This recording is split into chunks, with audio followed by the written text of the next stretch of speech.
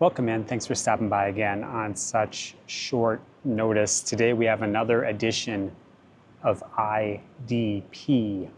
We have some kids doing kind of 90s alt rock. We've got some psychedelic music. We've also got some lo-fi power pop on the agenda for you today. I'm also going to mix in a quick vinyl find story as well. So you're going to want to hold on to your meat stick, crack open a cold one, and let's get started. All right, first up we have the debut LP from a quartet out of Brooklyn, New York. They're called Shower Curtain, and the name of their debut release is called Words from a Wishing Well, and it's out now on Fire Talk Records. This is raw 90s alt rock slash grunge inspired indie rock with female lead vocals by Victoria Winter, who is a Brazilian American artist. Some tracks are a little bit dream poppy. Others get a little more fierce. This has tracks I think that would, like some tracks that would fit or feel right at home on kind of mainstream alternative rock radio circa 1994. It's a solid debut record that I think will appeal to the, 90s, just will appeal to some 90s alt rock fans out there. Once again, the name of the band is Shower Curtain, and the album is Words from a Wishing Well.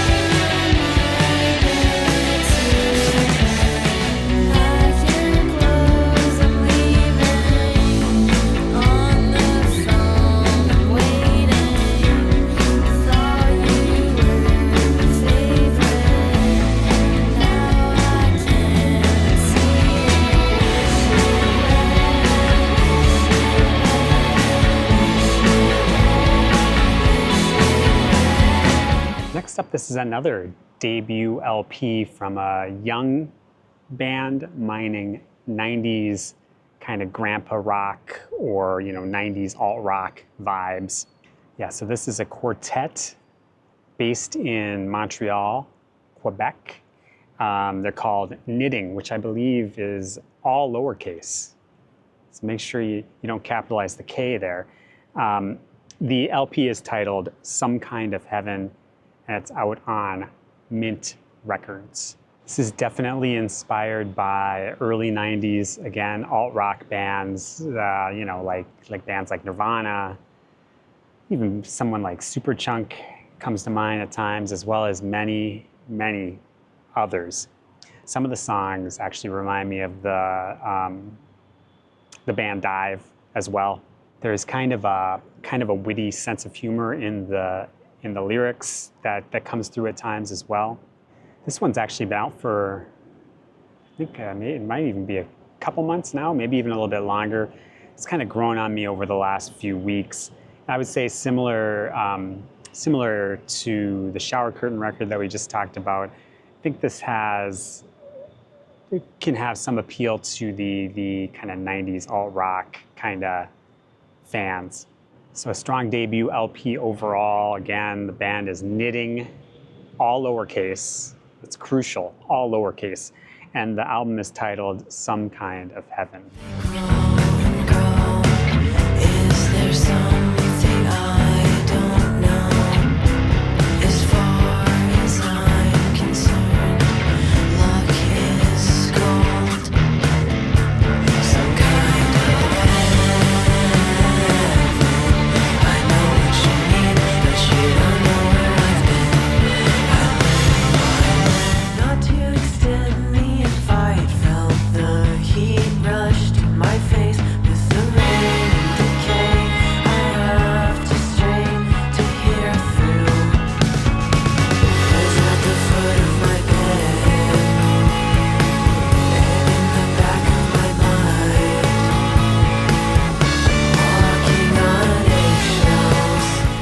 So earlier this week, I went to one of these kind of secondhand type electronics and vinyl records type places that deals mostly with items imported from Japan. There's a lot of these different places here in Bangkok.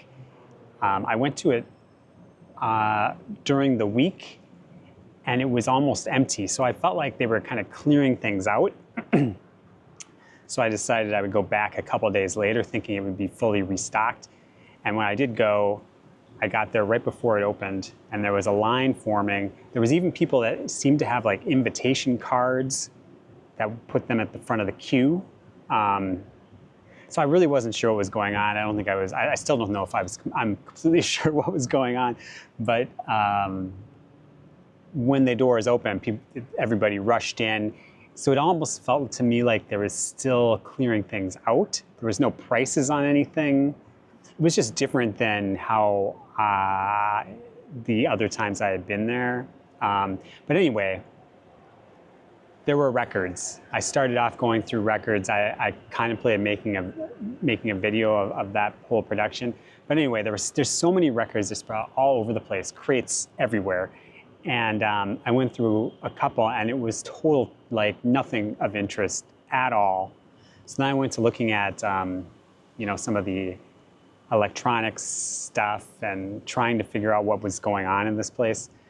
And then I started seeing people with, like, seriously good records walking. Like, they had pulled out Birthday Party records, Cure records I'd never seen before. I don't know if they were bootlegs or just are Japanese-specific releases. A lot of 80s, just general 80s vinyl, like Ozzy Osbourne records and that kind of stuff that's really easy to flip, I think is a key.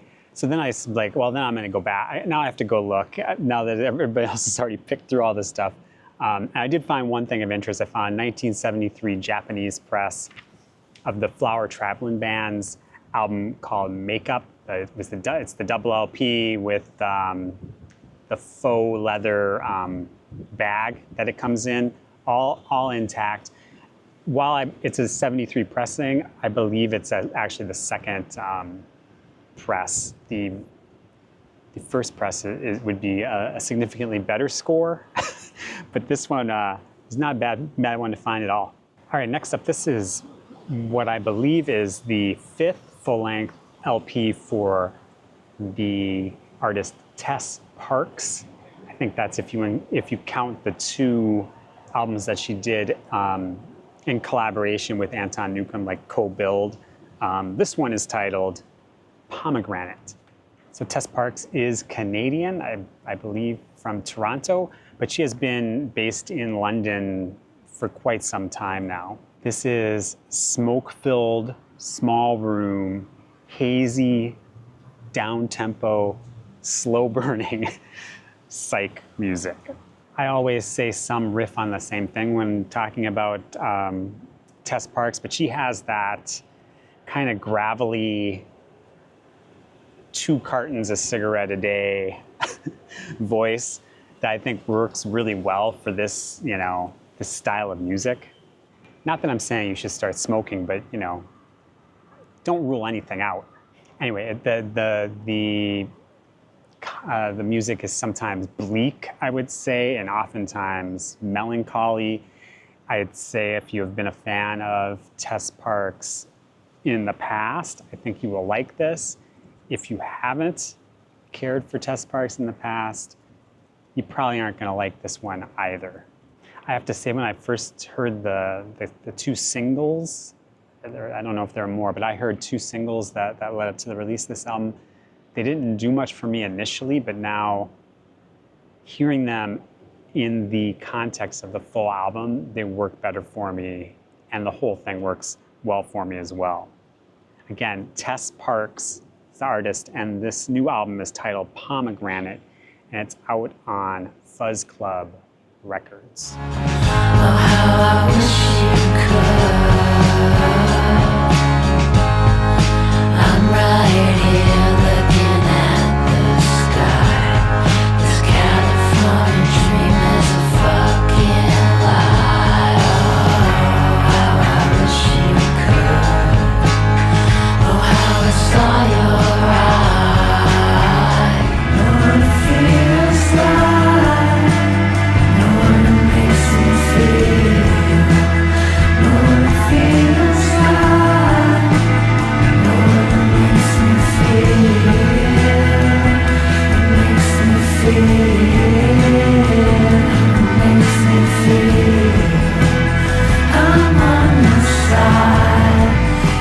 Next, we have what I believe is the fourth full-length release for the Philadelphia power pop band called Second Grade.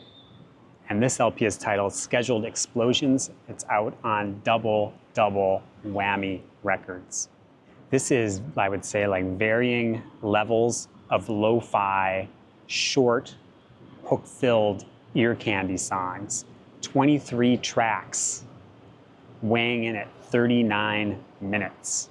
This has a fair amount of like British Invasion vibes. One song has the riff from Day Tripper, like kind of underneath the track, kind of, you know, for a little bit, kind of an interesting choice. It's a little bit twee. There's hand claps. There's la-la-las. The songs are so short, by the time you decide if you like or don't like a song, it's over and you're on to the next song. And oftentimes completely different, you know, style almost. From one track to the next, it goes from like, one song could be somewhat lo-fi and the next song can be like very lo-fi. It's almost like they were like different tracks were recorded using different equipment. I really dig this, but you know, and maybe I'm wrong, but I think some people won't be able to get past kind of that recording quality or the kind of tweeness, maybe. I guess I could be wrong. Maybe people will enjoy it, but yeah. Anyway, I'm a fan. If you want to see me talk about the previous album by Second Grade, I'll link to it up here. Anyway, once again, the band out of Philadelphia, the band is called Second Grade, like second grade, and the LP is Scheduled Explosions. What keeps you up at night is excommunication break.